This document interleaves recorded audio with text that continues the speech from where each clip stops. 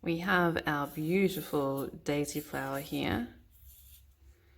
Now, from last week's couple of pracks, I'm sure everyone has got great scientific drawings. This is not one. So we have our petals here.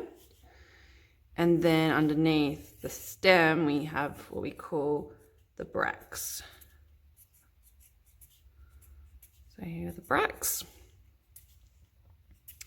And we're going to look at just one petal at the moment. So we have our petal here. This is our petal that we're looking at. And the reproductive parts of the flower it's actually, for the daisy is in just the inside of the petal here. So if we've got the inside, we have the stamens and then the stigma poking up here. Underneath it, we have this hair-like structure called the pappus, and then the seed. Now you'll find this structure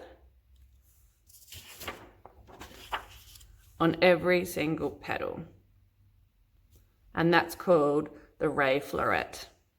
Now inside a lot of daisies, you'll see lots of tiny little structures, little circles almost. And what that is disc floret. So we'll draw the disc florets now. So these little dots aren't actually dots, they're tiny little flowers, and they're little clusters of flowers. So we've got, again, these. And a lot of them will have their own little petal structure. And then inside that petal structure, we've got the stamens again, and the stigma at the top. Similar to the ray floret, it will have the pappus and the seed underneath. And this is called, remember, the disc floret. So sometimes the daisies, they'll have the ray florets, so the large petals, and also some will just have only just disc florets. So one example of a disc floret would be